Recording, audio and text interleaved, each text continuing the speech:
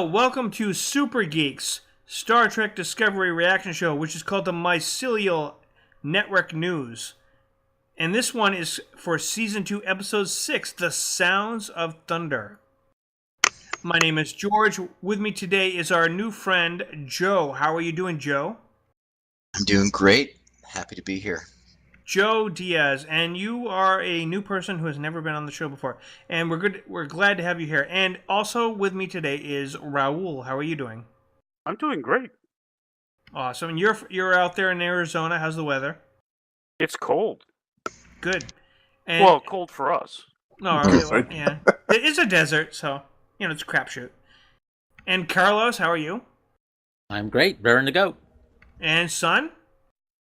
I am here. I am present. She's present. And Sean? I am here. I am pantsless as usual. I was going to say, you're pantless as usual. All right. So we had a new episode of Star Trek Discovery, which is always a good thing when Star Trek is new. That's something that is new to us. So in the current episode, we begin the episode with Saru narrating his feelings about the changes he's experiencing since the last episode. He's losing his ganglia, along with his fear. Ariam, the android girl, the cyborg girl, her and Tilly are working to decipher the data from the spear, which Tilly dubs a slice of the galaxy pie. And Saru talks to Dr. Culbert, who is also going through a huge physical transformation and trying to adjust. And Tyler, Burnham, and Pike are trying to debate whether the Red Angels are a threat or are they not. And when they find out that there's a new burst out there, it appears over Kaminar, which is Saru's home planet. And I'm going to start with our guest because he is a guest. Joe, what do you think of that first scene? What's going on? I was very happy to see that they were tying the shorts with Season 2. Because when we watched the 4 or 5 shorts that they released beforehand, wasn't sure if it was going to go anywhere. So, kind of a surprise. Nice. And Raul, what do you think? Well, I'm also happy that they're tying in the shorts to the main storyline, for sure. You did see that episode, didn't you? And did you ever see that? Son, did you see that episode too? Yes, I did. We discussed it at length. Yes, and what did you think of the opening scene? I mean, this is what I call the pre-credits sort of thing. The teaser. The teaser, yeah. As weird and hopeful as it was, the was also really weird to have Saru get very assertive. It was. We're going to get to that part in a couple of scenes, but yes, it was. He's very aggressive. What about you, Carlos? I thought it was a strong start. I think I've mentioned in the past that I have a sort of natural disinclination to liking voiceovers. And in this instance, I'm not sure they needed one. For writers, usually we look at voiceovers as kind of a crutch, and I felt like they had a little bit of that going on here. Do voiceovers disservice it when it's an ongoing series, though? Or is it like... The thing about voiceovers is that it's telling, not showing, and TV should be about showing, not telling. So that's kind of the general reason why it's frowned upon. One of the things I've noticed, though, is the difference between Discovery and the past incarnations of Trek is they don't do the Captain's Log, Stardate, blah, blah, blah, blah, blah. They do the voiceovers. Could it be that this is a replacement? It's just a little weird? Well, the captain's logs had the virtue of, they came at act breaks, and actually, I guess Discovery does have act breaks because it does cut to commercials unless you pay the extra money for CBS All Access. But it was a way of delivering exposition and reminding people where they left off, or if they came from another show, to kind of get caught up. But we live in a world where we can always rewind easily and find out what happened, and there's just not as great a need, because the medium has changed, to have a captain's log serve that same kind of expository function that it did 50 years ago. Now, that said, there have been, there have been personal logs, captain logs, etc. in Discovery. They're just the exception more than the rule. Right. I agree. And what about you, Sean? What do you think? Well, I was going to say the same thing Carl said about the voiceover. I didn't think it was necessary for this episode.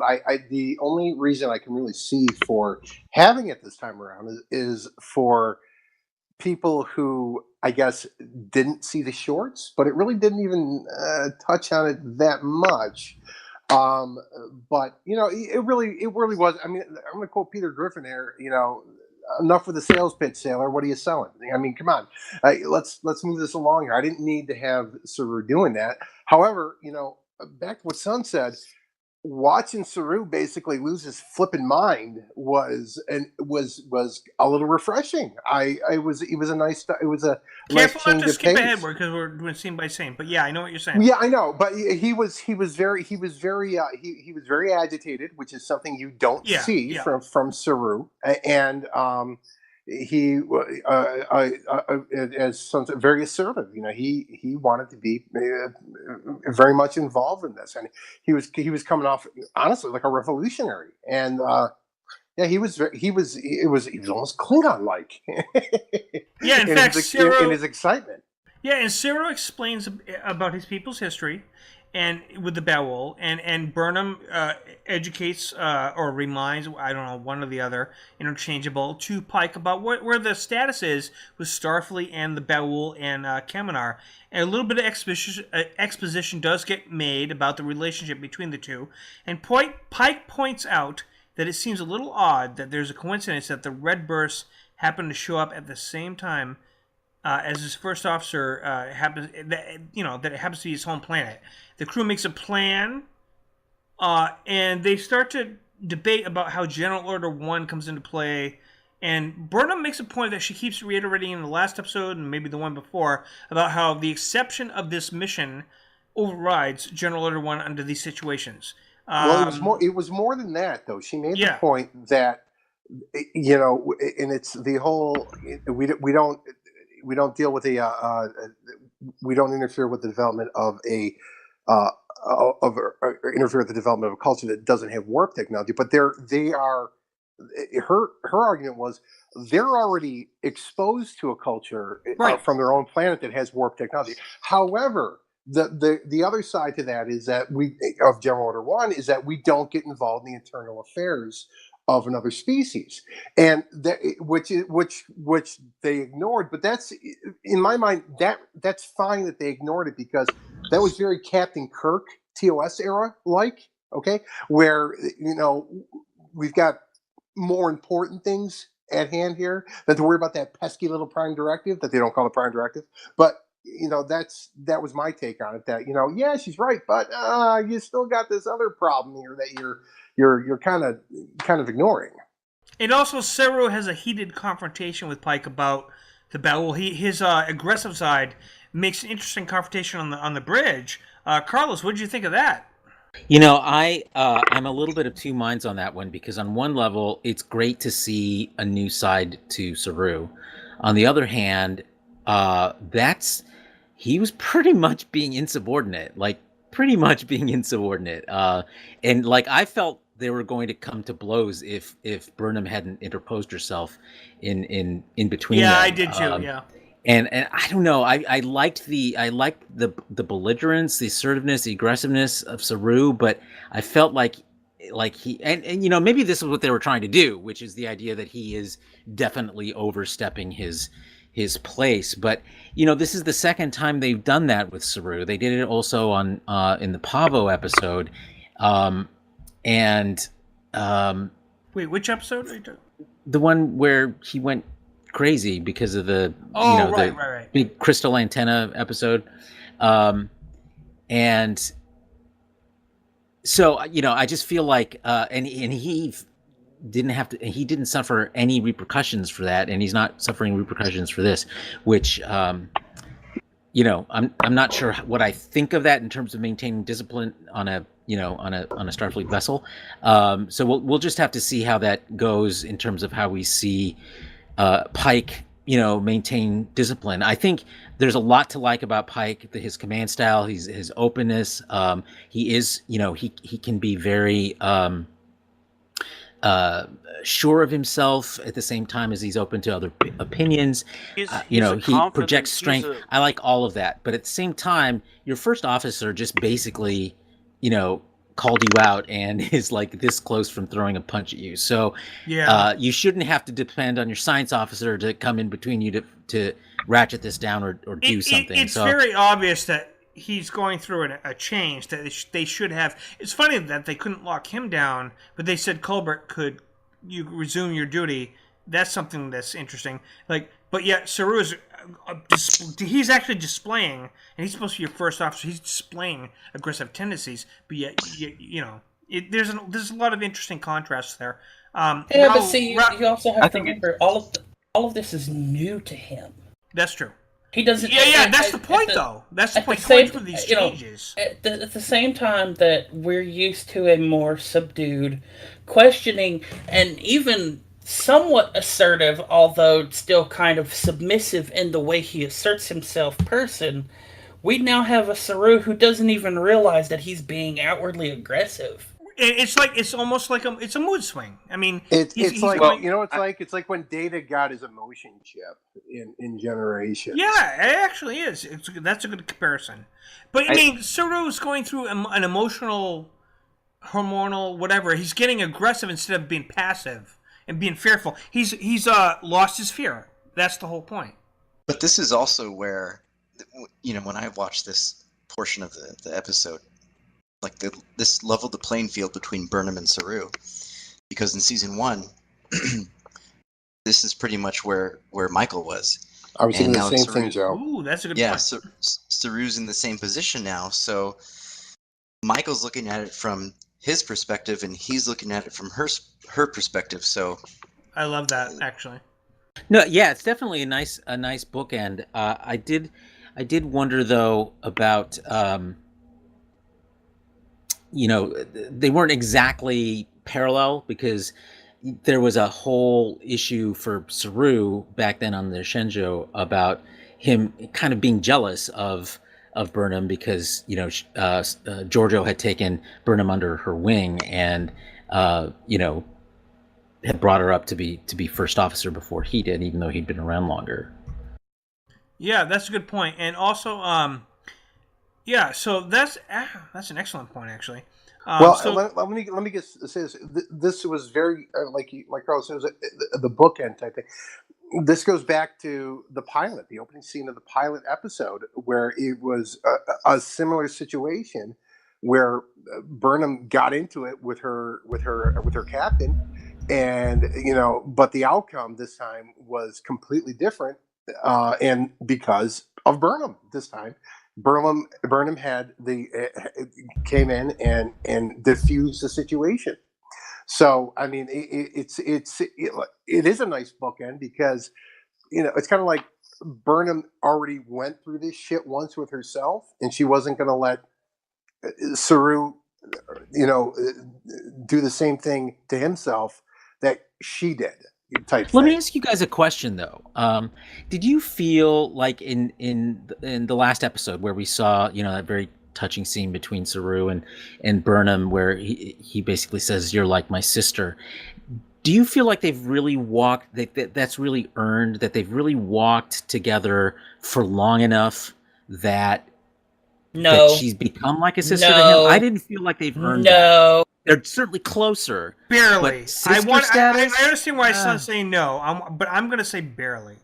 I'm going to say they walk the edge. Yes. I'm going to say that once you're in a combat situation or a dangerous situation, you grow closer to the people you go through. Yeah, that's true. But here's the problem. That whole family thing fell apart episodes 1 and 2 of season 1 because what did Burnham do?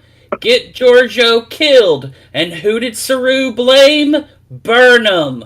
Well, yeah, but I think we're talking about what that. happened after that, son. I mean, the question is did what they went through together since she came to the Discovery, has enough happened there that we feel like yes, they really have bonded emotionally on this level. No, I'm not sure. There's really not been any sort of connection between them on the ship.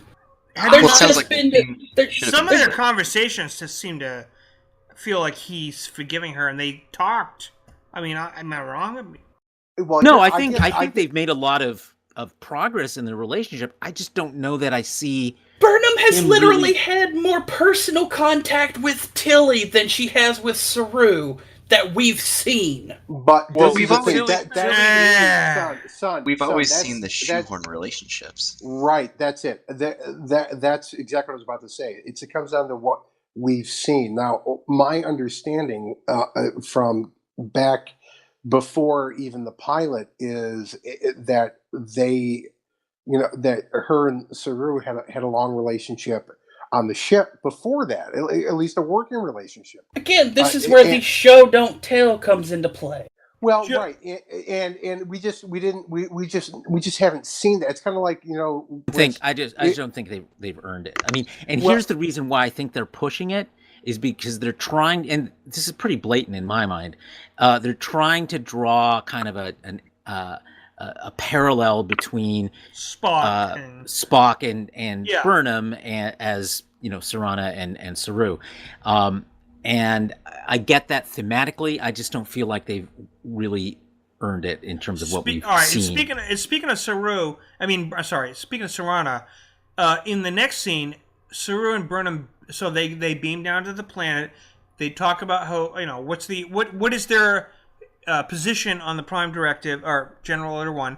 So they beam down, and the priest that they happen to talk to, the first person, is his sister Sarana, who is now a priest. She learns what happened when he left, and all that stuff.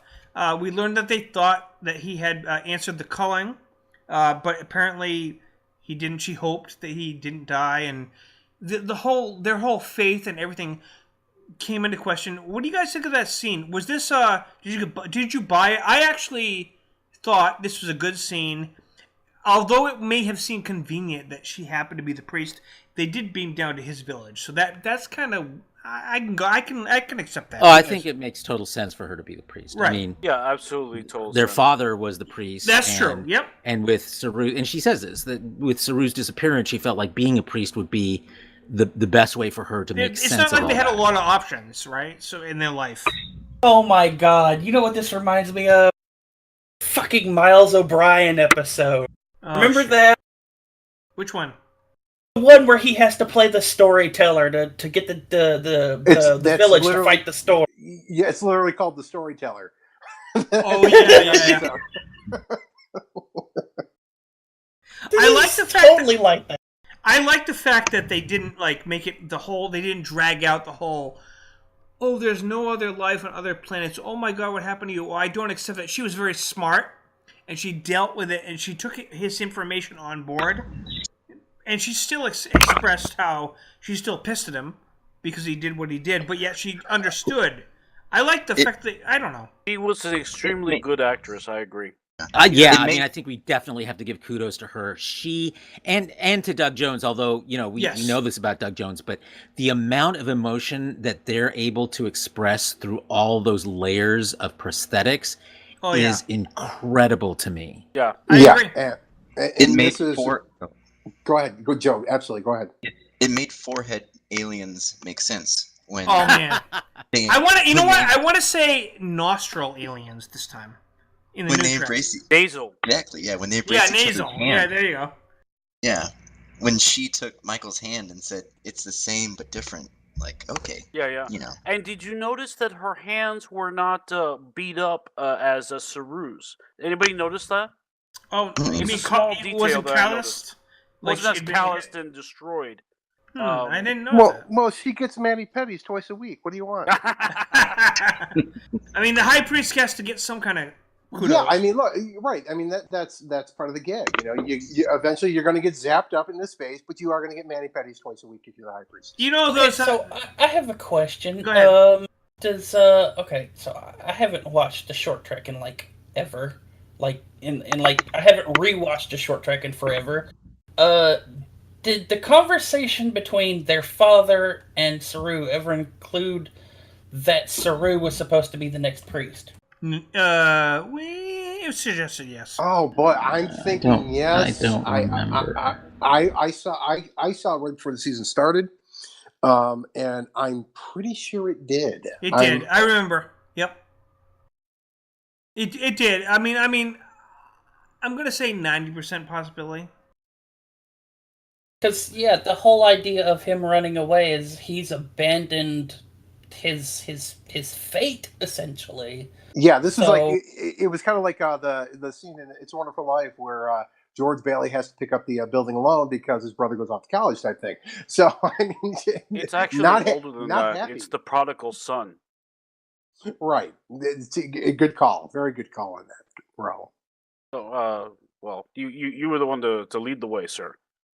A lot of people online have been showing pictures of the obelisk from the preservers from the TOS episode, and they flip it upside down. Just stop. Come on, Trek fans, stop. You're going fishing where there ain't no fish. I agree. I don't agree with it. I don't agree with it. I'm just saying people are saying. Except the Baul you're listening to the wrong people. Except that the Baul are fish. Right, that's a good point. And Rastafarian fish apparently too. So here's the thing: is like I think after that we've gotten out of episode 6 that even George can sit here and completely discount this notion that they're going to bring us to the end of the saga, the season, by going back to old characters. No, they're not. I'm going to tell you my theory by the end when we get to the end. I have a theory. Oh no, I thought we converted you. Oh God, what is happening? No. My theory has to do with something you guys probably won't expect. Anyways, so the next scene, Colbert is having concerns about what's going on with his body, which is, I think we all have that concern sometimes. And what's going on in sickbay? He's having issues. That's why I don't wear pants. There's these little bees, and they go from flower to flower. They do. They just keep talking in one long, unbroken sentence, moving from topic to topic. He's concerned about his. He's talking about his physiology, and everybody's like, "No, you're fine. You're good. You can go back to work now." And he's like, "Really?" And they're like, "Yeah." I've heard that so many times when at workplaces I've been at. So, even though I may have had a regeneration. They wanted you back up on the stripper pole, George. God, it's just sometimes don't get it. Well, I think Colbert he was like a little annoyed because he was really hoping to milk that workers' comp claim for just a little bit more if he could. I mean, if you can't use the checklist of new body, like Time Lords go through that, so I don't know. I mean, well, you got to remember, this goes back to Carlos's point. The whole he's dealing with PTSD, even though he's completely fine. It's a different type of PTSD. I agree, but it's like in his case, it's like, Jesus Christ, I have a whole new body. My nervous system's different. They figured that out.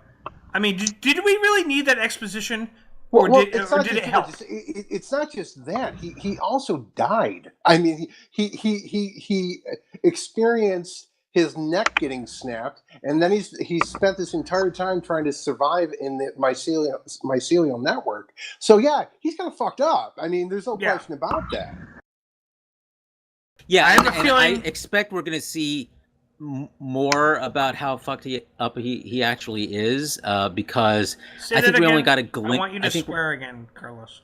Oh, you just want to hear me say I bad words? Say it. No, I already said it for George, my I filled my quota for the episode. I could technically loop this on an episode. I'm just kidding. I sound like Max Headroom. No, we'll loop it to dubstep is what we'll do, and it will just be. Oh insane. my God! It'll be just Carlos going. Go ahead, Carlos. I'm sorry.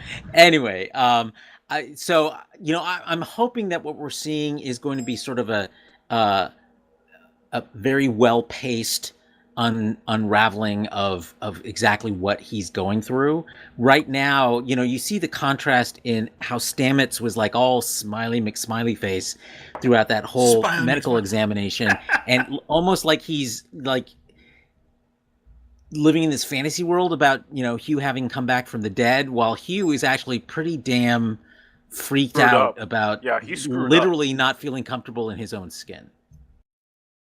Here's a question. Is he going to be eating for the first time all over again? Oh man, or Well, he knows how to. Well, yeah, he knows how to, but like, did he even eat in the mycelial network? Did he need to? Well, Mushrooms. Probably not. It's Mushrooms, like, yeah. It's like That was the whole it's point. He was eating. He was a vegetarian. Come on. It's like Odo the first time. Oh, no. He was stripping the bark off the trees to use as armor, and when they tried to eat him to regest the materials, the bark killed them. He didn't ever eat them. So, son, are you trying to say that the bark had more bite? No, she's probably barking up the wrong tree. Oh shit! Here comes the dad. Joe, would this you like is to this is step giving in me the right about vapors. I'm now? gonna have to sit down in my Barcalounger. Oh my god. So anyway, I'm just gonna leave this conversation here. you dropped Okay, it there. so where are we headed next? All right, so What's where we're headed happening next is that the Bow will make it very clear to Pike that they're not happy that he has their Kelpian, and Pike says, "I love Pike's." This has become the catchphrase of this season: "Warm up the phasers, people," because that's his thing. Warm up the phasers. That's his thing. So, yeah, the Bell make their threats. Saru, is not happy. He starts, talking shit, or giving shade if you want to get more less sweary. But he says to the Bow, "F you, what are you gonna do? What are you gonna do?" And they're like, "Well, we will kill your people." And he's like, "Okay." And Pike's like, "Warm up the phasers." So, anyways, have a little bit of a confrontation there before Saru goes off, and he's like running off to the transporter room doing, his little sacrifice thing. What do we think of that whole confrontation? Anybody? I thought it was great. I think it was one of those times. It was like almost like he was sort of half Kirk and half Picard at the same time, which is very difficult to pull off. Yeah. And it's one of the reasons I'm loving Pike. And I Yes. think I have a huge man crush on him I now. called it very early on. You I'm did. not gay, Last but week, I'm not think gay, did but say- I would marry him. Okay. Just Yeah, saying. you I did say last week that See? that he's quickly replacing Picard as my favorite Starfleet captain. He's And awesome. No, yes. he is my favorite, and I think he's the most. And to be completely honest, I think he's the most effective leader of that we've seen so far. But we haven't seen him in combat situations, except saying warm up the phasers and load torpedoes. He's very That's quick the to key go. thing, isn't it? The less he has to go into combat, the better a commander he is. You have a good point. I I gotta give you that. But the whole thing, though, like being a Trek fan, knowing what happens to him, right, doesn't make That everything sucks. just more like, oh yeah, my god. it makes it so tragic that where he ends up. Right. But Is it it tragic just- though? Because we know that he's gonna have a sort of Nirvana moment when he. well, ends it. yeah, but that's after quite a while. Yeah, I mean, know. Hey, he's still got 10 more years. We're good. Well, I mean, I've always said I have three man crushes. Okay, It's not like he's dead, I've got Idris Elba, I've got Jason Isaacs, and I had Anson Mount from back when he was on Hell on Wheels. Okay, my three man crushes right there. Okay, two of them have been Starfleet captains. Thank you very much. all I have to say to you about that, Sean, is hubba hubba. Right? I thought you were gonna say knife and fork. Big spoon, people little are spoon. all- I don't know. As long as we're going with cutlery. Jesus Christ. You people are naughty. Okay, so Yeah, well, no, but here, yeah, the scene was it was a great scene again, and like I am so ecstatic about this Pike because I think about the Pike we saw in the Cage / the Menagerie, which was a pretty good character, just not fleshed out, obviously. right. And then we've got Bruce Greenwood's Pike, which was like, what the fuck was that? And mind you, I like the Kelvin versus films, but it's still, I mean, Pike was kind of useless in those films. And now we have this Pike. He and, served as a mentor. Yeah, I mean, and where this Pike is, this is a Starfleet character. He is very much like a hybrid of Kirk and Picard, and I really dig that. What was especially interesting was Saru losing his shit, going all Samuel L. Jackson on the Baul, and it was it was like everybody. It's like we all collectively winced. Like, geez, Ixnay on the shit talking there, buddy, because Pike was trying to do his thing, and Saru couldn't shut up. So, and Joe, let me ask you a question. Yep. What do you think of Pike, and what do you think about him compared to Janeway? Oh, well, I've always thought Janeway was a loose cannon. I was reading in the internet this past week where there's a whole group of people, a whole school of thought that always refers to her as the war criminal Janeway. You know what? Like the future episode. In space. Yeah. No, seriously though. As far as this episode, at this scene we're on, where Pike is like, I've noticed that he says, "Warm up the phasers." That's been his catchphrase, which is okay. I think his catchphrase is warming you up, George. Oh, It's like the 6th time you said that.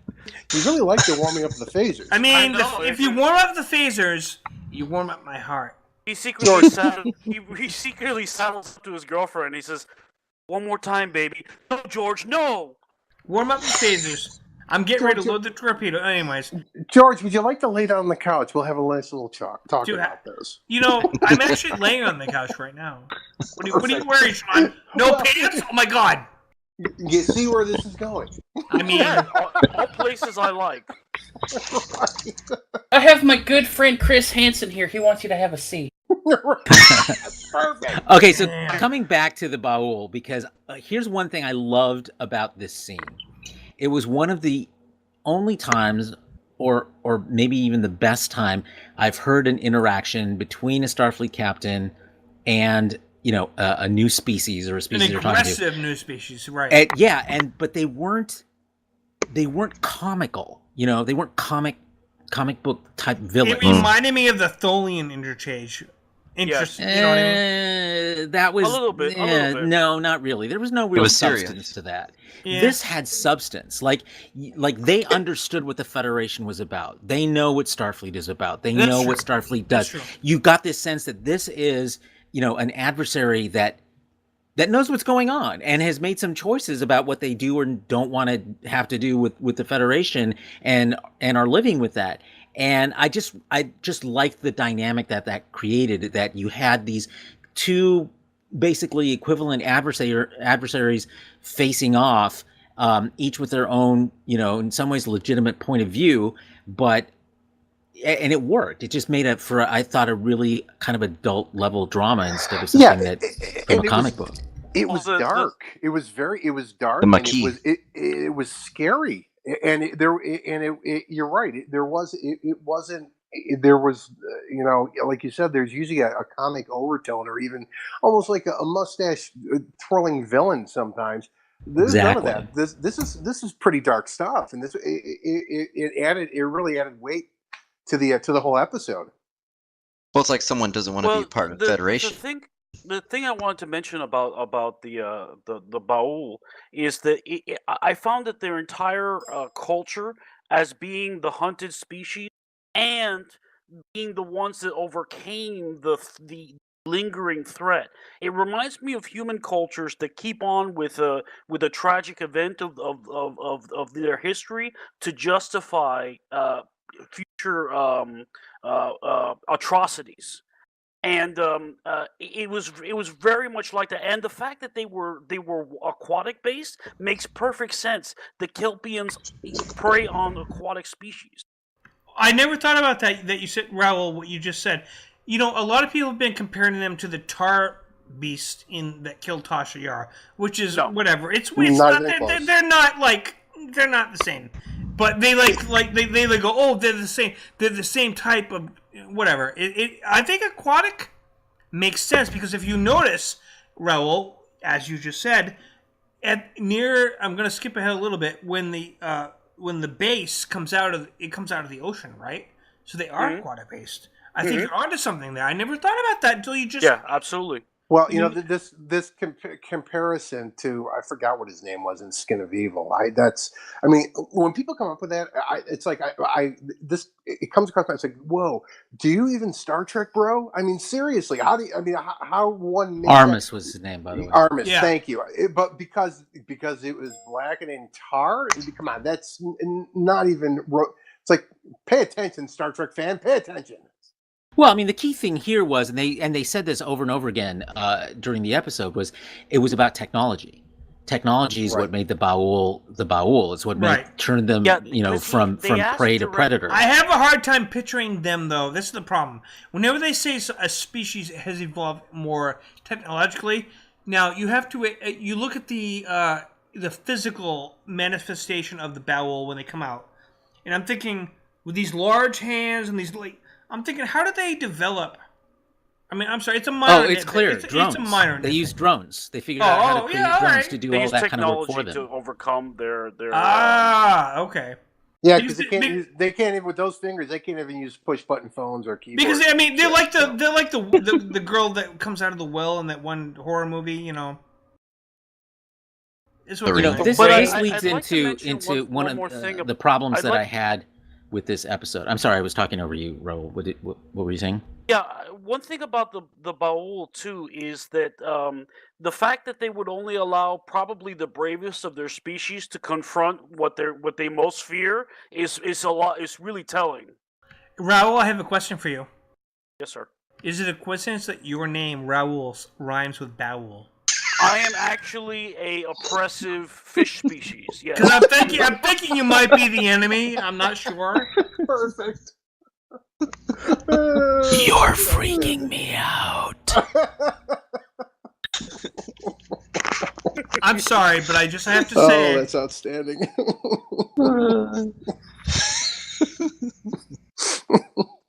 Somehow this just seems more important than not wearing pants. It does. Are you wearing tar all over your skin right now, Raul? I am going to switch my icon in our TeamSpeak server to a Baul picture. Perfect. Now, just for you, George. Doesn't that just look like an ink stain or something? Yeah, basically. Okay. It looks like a bog hag actually from fantasy realms. Okay, so let's get back to the Baul because well, we just were on Baul. It's Raul. Anyways, go ahead. Let's get back to the Raul.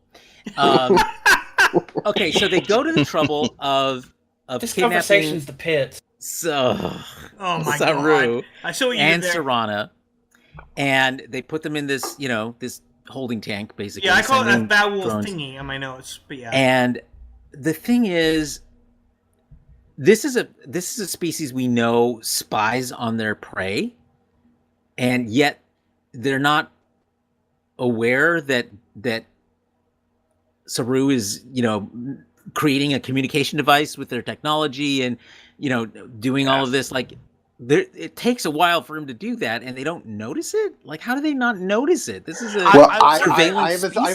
have a theory about that. In that, basically, the theory is this: they've been oppressing these people so long. Yeah. It didn't even occur to them that they would that Saru or any of the Kelpians would even consider doing something like this because they're so set in their own culture and what their place in the quote balance is. Okay, if I was going to disagree with you, I would say that is overwhelmed by the idea that they know what Saru is, which is now a predator of them again. So they should be even more suspicious of him. No, excuse me. They know what he is now, not before. Before, right? It doesn't matter about before. It matters. Exactly. It matters now. You're exactly right. And that's my point. Is that they know he's a threat, and yet they're not watching him all the time. No. What I'm trying to say is, when he had his ganglia and he was afraid all the time, he wasn't a threat. That's my point. When he finally transformed, they knew because they could probably sense it. And so knowing that he was a dangerous creature, why wouldn't they keep a much closer eye on him? Okay, so basically, does Raul have his ganglia? Let us know. Did you notice, by the way, those little ganglia projectiles that came out of him? Yeah, the spine. That was pretty weird, but yeah. That was awesome. That's how they hunt. That's what the Baul are afraid of. Yeah. That's absolutely what they're afraid of. I mean, they're tar people, but yet they're worried about spikes. I mean, they're if not tar people; they're fish. So they just have a liquid. Look, do you guys not remember that whole scene of Saru and Burnham walking along the beach with all the boats and all the fishing nets? Yes. We didn't see any reason for tar to come out on the skin of the. These are people whose majority eating is aquatic based. Yes. Now let's look at let's just. Something just occurred to me that I have to bring up here. Go ahead. Was that possibly a metaphor for the dolphins on Earth eventually rising up? That's very possible, but let me ask you this, guys. Let's go back to the mirror universe where the Kelpians. Let's just kind of throw this out there because I mean we don't have to, but let's talk about this. So in the mirror universe, the Kelpians. Think you're a mirror spy. Okay, in the mirror universe though, for example, on the flagship, the Charon, she had a bunch of Kelpians to choose from to eat. Sure, because they're tasty. Right, but they obviously had interacted with cocktail sauce. But they obviously had interacted with with taco sauce. They had obviously interacted with Kaminar. So what was their interaction with the Baul? You know what I mean? The same as it was with the Klingons and the Vulcans. I mean, they got rid of them. They overcame them and took their food source. I mean, that seems pretty straightforward to me. All right, that works. In our universe, there's no reason at all for Starfleet to have anything to do with the Kelpians because they're other than food. Yeah, they're pretty tasty. They're a delicacy. In our universe, I'm not Wait a minute! I just realized something. Didn't Giorgio say to Burnham, "Try the ganglia. It tastes great." Yeah. Something. Oh my gosh! But that's mirror universe. I mean, mirror universe, the Terran Empire. They're just raping and pillaging everywhere. They're just. I just realized though that she mentioned this is the tastiest part. Okay. I think there's spending a lot of time on an episode we don't care about. There's a fundamental timeline variation that you guys are confusing here. Okay. The mirror universe is its own fucking thing, and you can argue all you want about whatever the hell they did to the Baul. The fact of the matter is, they took the place of the Baul. Okay, now let's. All right, I'm going to move us on a little bit. So Saru is a prisoner on the Baul ship. He sacrifices himself a little bit. He goes, take me. He transports himself, which I don't understand how that happens because yellow alert usually shields are up. No, they were on red alert already. That was one of several. Actually, it was yellow. Go back and look. Plot holes. They were on yellow alert. Actually, no, because when the ships, the sentry ships appeared, he went to red alert. He did. That's correct. Okay, you might be right. And shields said red alert, shields up, dude. Warm up the phasers. How do you feel now? Yep. Yeah, you might be right. So anyway, Saru obviously overrides it. But wait a minute. You're forgetting one key thing that would explain away all of this. Which is? Saru is a master engineer. Yeah, he could at the transport room. He could say, "By the way, we didn't see master engineer." Well, then why hasn't he shared this ability to transport through shields with the rest of the Federation? I mean, because it's already been demonstrated that he can literally take a toaster and make it a communications device. Yeah. So why would he have done it you guys before are now? forgetting the main point. You don't think that would have been helpful during the war?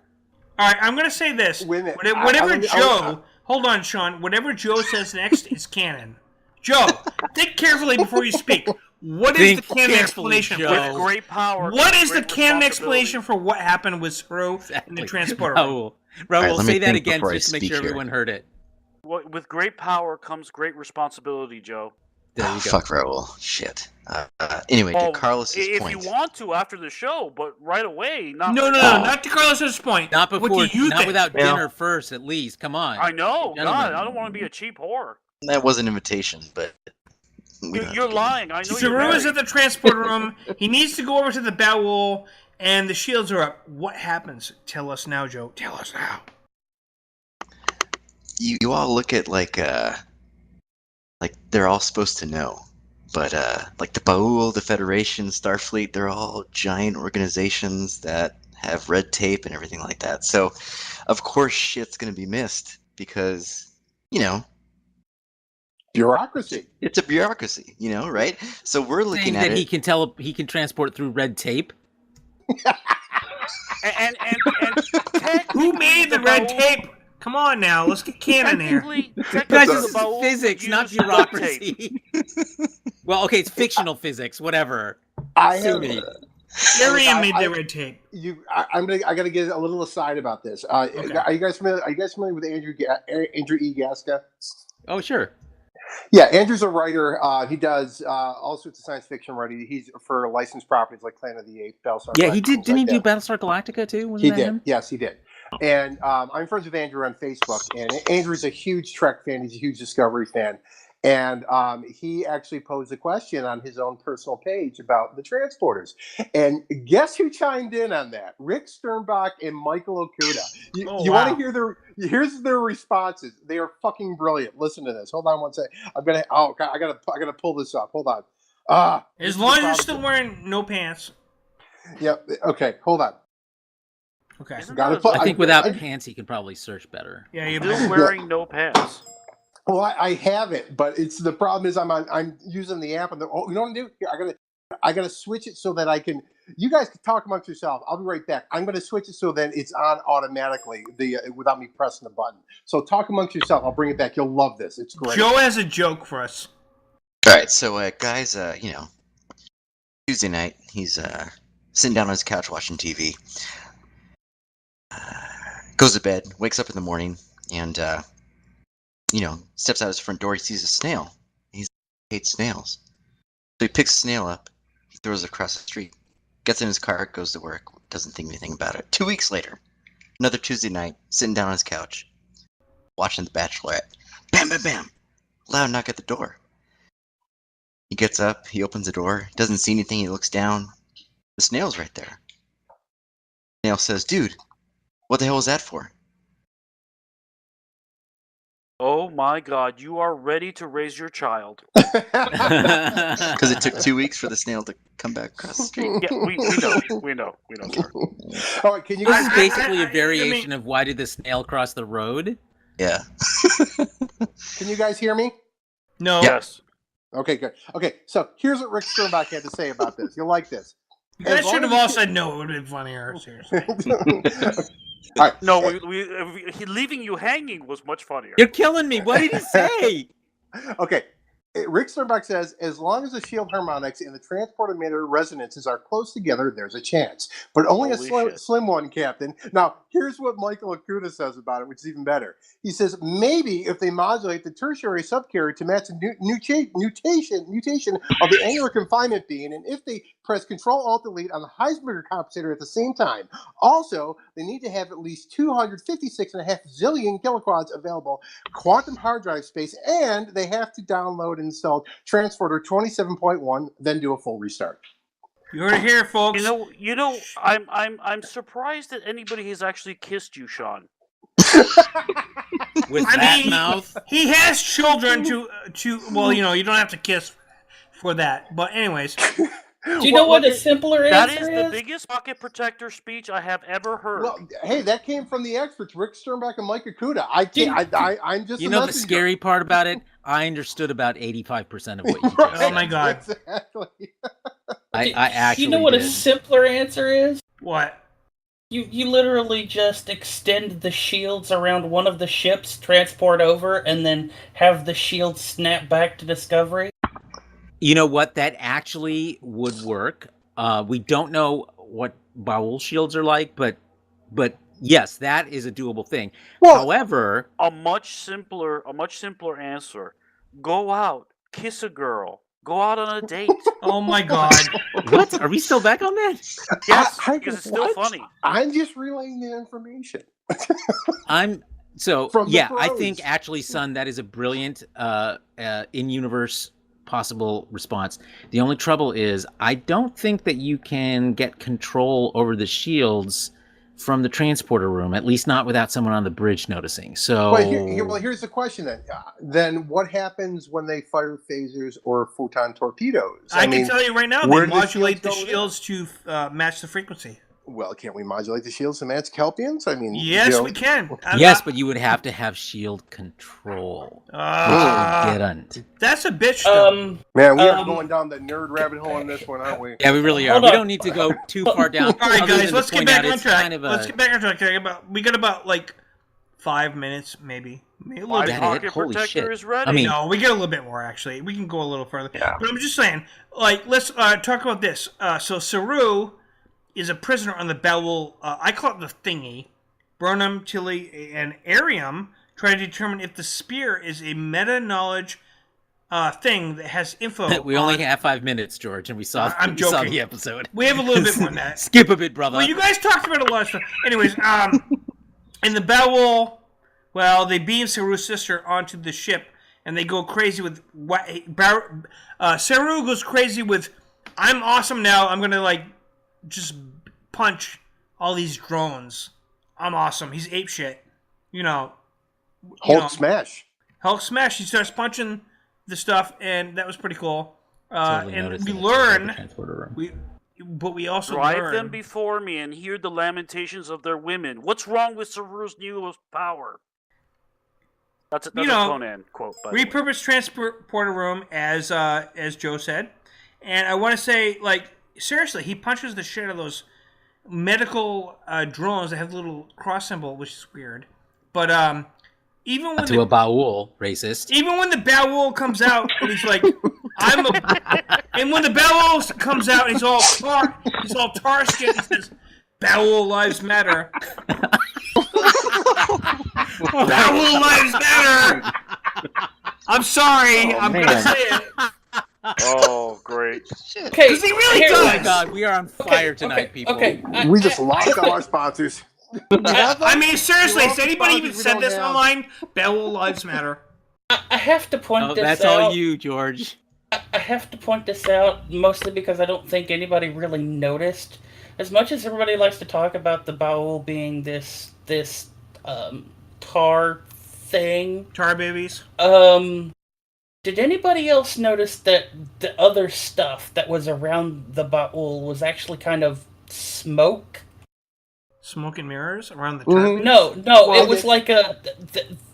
There was like this black mist coming off of it. Yeah, I saw the mist. I remember seeing the mist. I think it's a temperature change from the.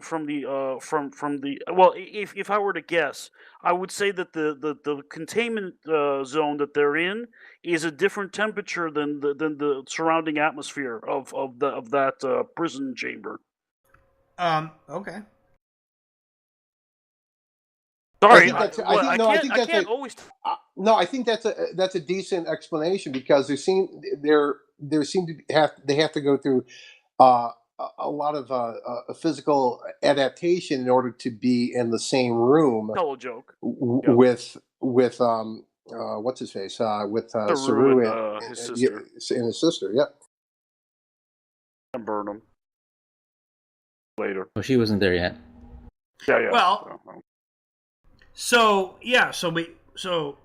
they go down there. Sorry, they don't go there. But okay, we need to see if we only have 5 minutes yet. No, left, we need to get to the Red Angel. Okay, so the Baul start world genocide.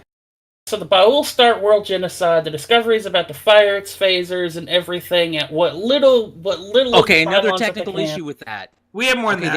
They weren't firing phasers. They were going to fire photon torpedoes. Now, how do you fire photon torpedoes to hit these pylons without destroying the village? Well, Reese pointed out they were like hitting the obelisks. But the obelisks are in the village. When you detonate an antimatter explosion, it's a whole hell of a lot more than just a little itty-bitty pylon. Yeah, but Star Trek has demonstrated that they can do low yield. Yeah, but I think you need a little bit more low yield on those things. I'm more concerned about the logistics. 49,000 torpedo tubes? I don't think so. Oh no! I mean, they did say in the episode that there's no way they could get all of them. Yeah, they wouldn't even be able to save a handful. I mean, of your standard starship at the time.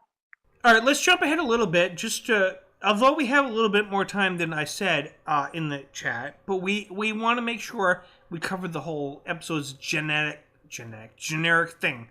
let me point this out. So we get to the point of that. Saru confronts the Baul, and he says to them, basically, F you, what's going on? And then we learn, and then all of a sudden, the Red Angel comes in, and he saves everybody, so to speak. No. See, again, this was me getting to the Red Angel. Okay, we have the Baul spooling up the pylons to genocide all of the Kelpians because they'd rather have no Kelpians than have to deal with the predator Kelpians.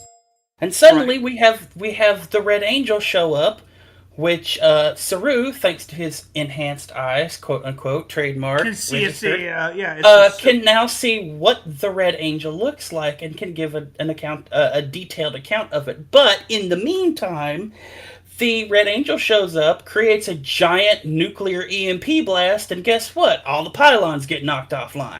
I'm thinking this the day is saved. Thanks to the Powerpuff Girls. And this leads to what I was going to talk about all this time. My theory, and I've been saving it, is this. I know you guys are going to say, no. I do think this is connected to the temporal Cold War from Enterprise. No. I know you guys are going to say. I knew you guys were going to say that. I don't even see a connection. Well, they keep talking about there is a. Did I say you about my Spock theory? They keep talking about the time travel connection through the fact that there's but that's not temporal Cold War. Apparently, from what they look like, they're from the Mass Effect game. So that's basically what I see. I still think that it's just a cover of Nirvana's In Utero album. That's all I see. Yes. Okay, that's terrible. Right. Now, did you guys read the thing I posted earlier this week on Axe Monitor about how some people are saying that they think it is older Spock making a time diversion? Yeah, no, I don't like that. I actually find that a better explanation than just make Spock the temporal Time Cold Lord. War. Wait, whoa! Here, I know this is. This is Trek, so I'm gonna pose this way out there theory, okay? Not only is this Spock from the future, this is Spock from the motion picture. I'm sorry. What? It's either typical when he enters the V'ger thing in his EV suit. I saw where she was going with this, and sadly, I did see where she was going with it. Well, so. I think the whole red thing, the red matter, all of that is a lot more. Is it like Red Hulk? Parallel. Well, here's the thing. I've never understood Red Hulk. No one does. It's true. The only species that this comes. I'll explain it tomorrow. Well, the only species this comes close to even being similar to, would be the Organians. I mean, that's the only. Except for one thing. The Jordanians. What? Libyans. Libyans. What we saw here, I have my own for the species. first time was limits to the Red Angel. Remember that the Red Angel was not able to do its little EMP thing until what Saru did forced them to come up out of the water so that they knew where they were. So the Red Angel is not omniscient and not all-powerful. Not omnipotent. That's very important. She's wearing a suit. Yeah, and wearing a suit, yes. And it's a she. Yeah, it could be he or she. We don't know. Yeah, that is. Well, string I think it's a she. Right. I think it's a she too. Well, there are people that have the hips don't lie, baby. And it could be either one. Seriously, hey, you can't tell. It's the year of the woman. It's Shakira. The hips don't lie. Shakira, oh my god! If it was Shakira, I would like. Oh my god. So I don't know. It could be either one of them. I'm watching Shakira videos right now. All right. If you want links, let me know because I have many of them. That kind of scares me. No, I mean, I'm a Shakira fan. I'm sorry. The hips don't lie, Carlos. Carlos, you of all people should know. I mean, Jesus. Okay. Did you just call me fat? No, I called you hippie. If anybody said to me, look, 5 years ago, if somebody said to me, "Hey, could Shakira be the next Star Trek hero, like the Red Angel?" I go, you know what? Messiah? In a spacesuit, I go, all right, yeah, I can see that. Everybody looks good in a spacesuit. That's true. I'm just waiting Except for the Red Angel to Jamiroquai. If the Red Angel, Jamiroquai, that little hippie did not look good. If the Red Angel ever shakes Where They're have hips. we gone with this? It's my fault. Yeah. I'm sorry. Okay, I would like to point out this is the has in nowhere in the after the angel showed up did anybody talk about taking radiation scans? Did they? I did, but I think they were for a panicking. different reason. What kind of Because, radiation? Because Well- every time we've had the red angel signal show up, there's been radiation. When the red angel moved the church, there was literally a nuclear blast behind it. There was a certain type of, radiation. I'm wondering if there is a certain type of radiation that also fuels the ability of the red angel. Ooh. Oh my god, I got some fuel. All right. Well, now we start hour 2 of the Discovery reaction episode. The Because show, this is- 50 minutes. The reaction, 3 shit. hours. So next episode. Oh wait! Before we talk about that, Saru reconciles with his sister. Yay!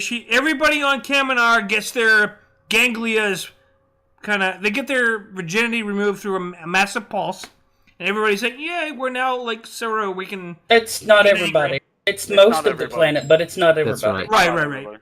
So, and of course, the only problem I had with the episode was the trope that come with me. No, I have to stay there for my people. I hate that trope. I hate it. But it's a I legit. It's a despise But legit it's trope. legit. Yeah, She's a but it's leader She's a of her people. priest. She's already We would all dedicated stay. herself to the well-being of her people. It's like it's We would totally all makes stay. sense. You guys like totally fall into the whole trope. Sorry, Yeah, because You're all There's a we're in the reason real it's world. a trope.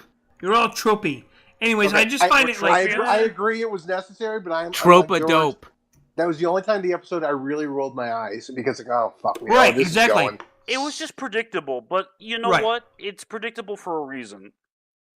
well, right. That's I mean, I'm like, come on, go. You with know it. what? When I think about it, the one time they didn't do that in Trek was the episode TNG First Contact when she stays on the ship. Yet we never fucking see her again. Which which one? was First Contact. That's like how we First never Oh, saw yeah. You watched Jillian the what's her whales. face from the other. Oh wait, which First Contact are we talking about? With The episode. the You were saying episode. TNG. Yeah. I was the talking about. episode. The episode when they preemptively make first contact with that species just about to go achieve Borg right. capability. No, And- I was thinking about the whale The movie. scientist from the movie from Right. Star Trek 4. She also, left with them, and we never ever see her again. By the way, guys, they You know did who actually- else we never see again? Who? The Borg baby. Yeah. Right? Exactly. And by the way, they're guys, so and- cute. And by the way, guys, they did name drop Terralisium in this episode, which was what Alec Kirsten mentioned, or whoever it was. Oh, why is that significant? Because the name of the episode, the planet that the people were that they discovered in the Yeah, no, I know it's the planet, but why is that significant that they said it again? Because they didn't name it last time. They what? Of course they did. No, they didn't until the after Trek, the after show. No, I didn't see the after show, and I knew it was named Terra Okay. Elysium. Well, because you heard all the social media, my friend. No, I did not. I heard it in the episode. No. Hey. Well, you might be right. No. What a Ladies, joke. don't Really? make me turn the hose on you. Girls, And I know you you're like it, both Carlos. pretty. Can we get to the preview of next week and what the hell is up with all these aquatic species Not being until in space? Not until Joe drops a joke. Oh. Go ahead, Joe. Save us, Joe. Why did the chicken cross the road? Oh my God! Why? I like the pregnant pause. To reverse the polarity of the Neutron. flow. Neutron flow. Yeah. Carlos, you're on it. No, That's not the first time he's heard that. Well, don't keep us in suspense. I've followed plenty of chickens across plenty of roads in my day, people. And we're talking about long days. With a fork and a knife. Yes. That's it. That's the whole deal. Sorry, I Ah. trampled over God. your punchline. Wait. There was Before no we talk punchline. about- There Before was we no talk about, well, that's the whole thing. Great. Wait. It You really had no worked. follow up to that, Joe? Really? He was No. counting on us filling in the blank. It's like, Right. You realize when like you fill out a resume, it's like, can you tell jokes?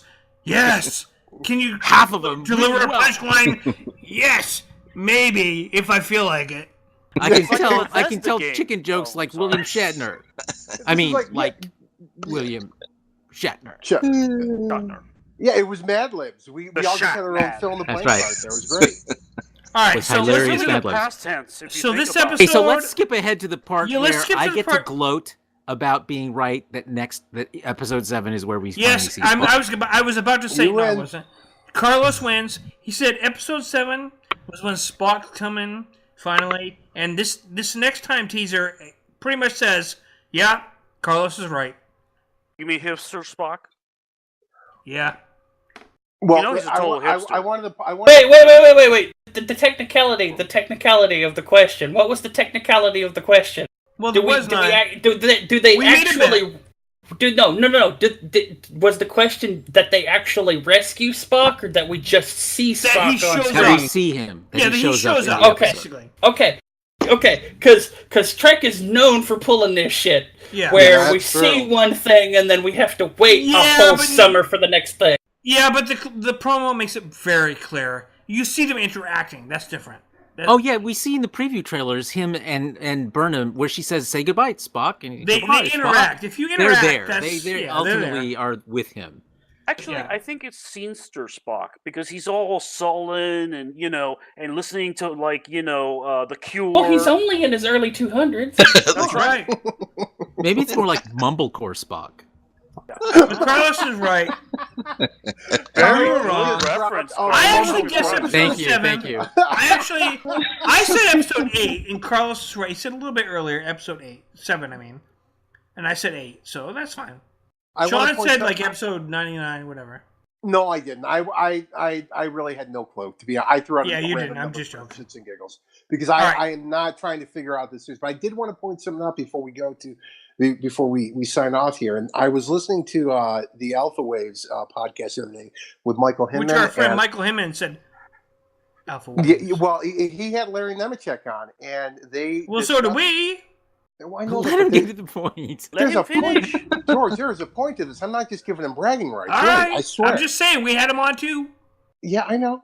So I'm saying, thank you. So the point that they brought up, and I didn't realize this, is that episode 5 was the last episode before everybody got fired on the as far as the writing staff and the showrunners are concerned.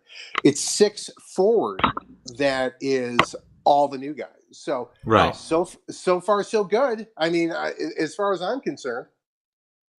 All right. I do, again, the preview for next week. What the hell? A mechanical space squid? We've had a space whale, we had a space jellyfish, it's and now very we've got a easy. mechanical space squid It's coming out of very an easy. anomaly. This show series is really 2,000 leagues under the subspace of warp or whatever. It's basically 2,000 leagues under the sea. Come on. Or it's the Now Matrix. they fight the squid. Hey, I'm glad that they're finally going where no man has gone before, which is into the water for space exploration. Yeah. Joe, I'm gonna. All we've ever seen has always been land based. Yeah. All right, you guys, let's wrap up the show because we've gone a little long. But you know what? The reason why is because we have a new edition that has made a lot of jokes too. That were Oh God. well, Excellent. Are you going to send Excellent. us out on a joke, Joe? Yes. he will. But hang on. So, Joe, I want you to return at a future time when we tell you to, and I want you to prepare some good jokes. I want Only to when give we you. tell you to, Joe. I want you to You're not even Prepare finished yourself. with his last joke. It's like I a know man he's gonna before get. death. He's going to get a chance to. He's gonna sign us out with that joke. So, All right. before I get to that, Carlos, where can people joke about you on social media? Well, I've been finding out they're joking about me all over the damn place, but you can find me on Twitter at cpedraza, on Facebook, in the Axomonitor Facebook group, also on Twitter at Axomonitor, and of course at Axomonitor mycelial.com. And also, please feel free to sign up for my new newsletter, which you can sign up for. Indeed. Yes, and I will link that if you want me to. Yes, I will. Yeah, I will. It's called Carlos the Axe Monitor Daily. All right, awesome. And Raul, do you still want people to be your friend? Yeah, you can friend me on Facebook. I'm in Arizona, and I'm Raul Padron. That's what you always say. Well, because there's a lot of Raul Arizona. Padrons. I mean, we need to make sure they know where to find you, man. Look, if Trump is looking for me, everybody else can look for me too. Oh my God. We don't want the wall to have anything to do with either one of you guys, so. Hey, the barrier and the wall have a lot of similarities. I mean, the next Are you thing talking about the barrier at the end of the galaxy where no man has gone basically. before? Basically, yes, you're right. God, I love your references today, Carlos. Sean, I'm on fire. Sean, do we want to find I've warmed you up my phasers and I'm ready to. Yeah, right. Sean has the gray hair pike. Sean, what's going on? Where can we find you? Well, I like to talk about a lot of people missed here tonight, and I didn't. Carlos reference to Mumblecore, which is just fucking amazing. That's the best. That's my highlight of my evening so far. What? Mumblecore. Look it up. Speak up. Mumblecore? Yes. Mumblecore. Yes, old man. Mumblecore. So I will link it. Yeah. I'm regularly causing trouble at the Axe Monitor Facebook group, and that's generally where you can find me. Yep, that's always in general, always, pretty much always causing trouble, yeah. Yep. That sounds cool. And what about you, Sunseal? You can find me on Twitter at _Florida Man. I am kidding. But the latest from Florida Man is 2 Florida men were arrested in Ohio earlier this month after being found with more than $84,000 worth of cocaine stuffed inside Lunchables boxes. Holy shit! Not what just is it for about lunch that goddamn anymore. state? This is what I like about Sun. Sun is so dedicated to the joy that Florida Man brings us. She doesn't even care if you find her. She just wants you to seek out Florida Man. That's It's the superhero nobody wants, but we all deserve. Yeah. And by the way, anyone else listening, we can be found on Subspace Radio Mondays from 7 p.m. Pacific time to 10 p.m. Eastern time on subspaceradio.net. Subspace-radio. Yeah, I was happy to help out. Oh my God, I link it so that. Oh my God, George sounds like my mother describing websites.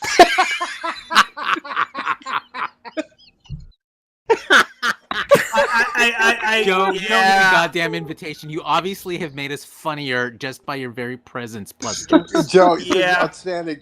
We are never this hilarious. We're keeping Joe in the chat, by the way, and he's getting ongoing presence. Oh, by the way, I do have to mention one thing because my 8-year-old insisted that I mention this.